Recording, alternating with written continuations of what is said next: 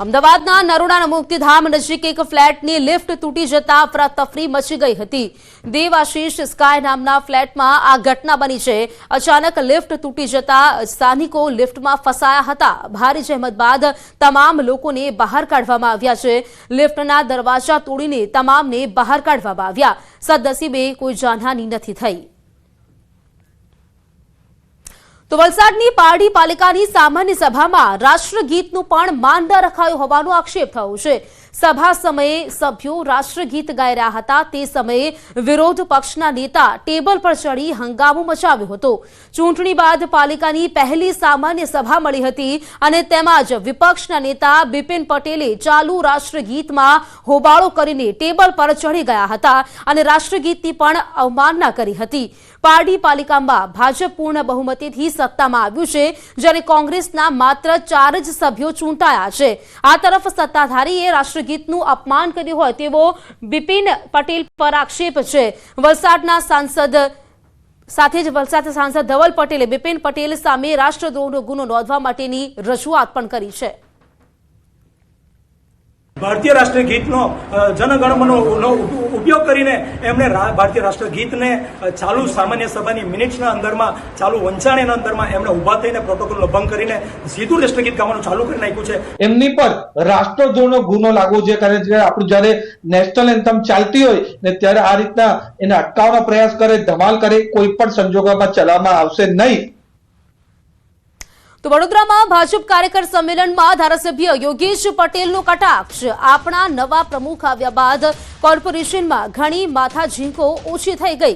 કોર્પોરેશનમાં પહેલા કોઈ પણ દરખાસ્ત આવે તો કામ ન થાય, દરખાસ્ત મુલતવી રહે, ફરી પાછી દરખાસ્ત આવે અને પછી પાસ થઈ જાય। નવા પ્રમુખે ચોખવટ કરી દીધી છે કે જે પણ દરખાસ્ત આવે તે મંજૂર કરી લેવી।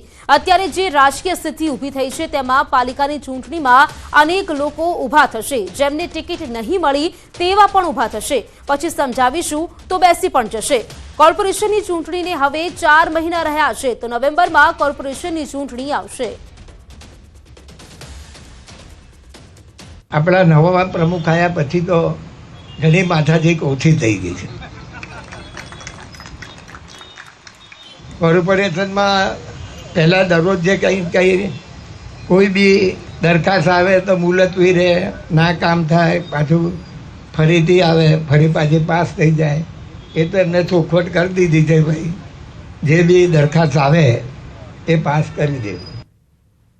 અમદાવાદ મહાનગરપાલિકા કમિશનરની અધ્યક્ષતામાં સંકલન સમિતિ બેઠક યોજાઈ હતી, જેમાં અમદાવાદ શહેરના ધારાસભ્યો અને સાંસદો હાજર રહ્યા હતા। બેઠકમાં વીએસ હોસ્પિટલમાં થયેલા કૌભાંડનો મુદ્દો ચર્ચાયો। કૌભાંડ મુદ્દે કોંગ્રેસના ધારાસભ્ય ઇમરાન ખેડાવાલાએ યોગ્ય તપાસ કરી જવાબદાર અધિકારીઓ સામે પોલીસ ફરિયાદ દાખલ કરવા માંગ કરી છે। આ સાથે ઇમરાન ખેડાવાલાએ આરટીઆઈ એક્ટિવિસ્ટની માહિતી પર કંટ્રોલ કરવાની રજૂઆત પણ કરી હતી। સુરત મહાનગરપાલિકાના કરેલા પરિપત્રનો અમદાવાદ મહાનગરપાલિકા પણ અમલ કરે તેવી માંગ કરી છે। સુરત મહાનગરપાલિકાના અંદર આરટીઆઈ કરવાવાળાના વિરોધમાં એક પરિપત્ર કરવામાં આવ્યું છે કે વારંવાર એક ને એક વ્યક્તિ જે કોઈ બાંધકામ થતું હોય કે કોઈ જગ્યાએ અનનેસેસરી જેને કોઈ મતલબ ન હોય તેવી વ્યક્તિઓ આરટીઆઈ કરતી હોય છે, તો એને રોકવા માટે સુરત મહાનગરપાલિકાએ પરિપત્ર કર્યો છે। તેવો જ પરિપત્ર અમદાવાદ મ્યુનિસિપલ કોર્પોરેશનના અંદર થવો જોઈએ।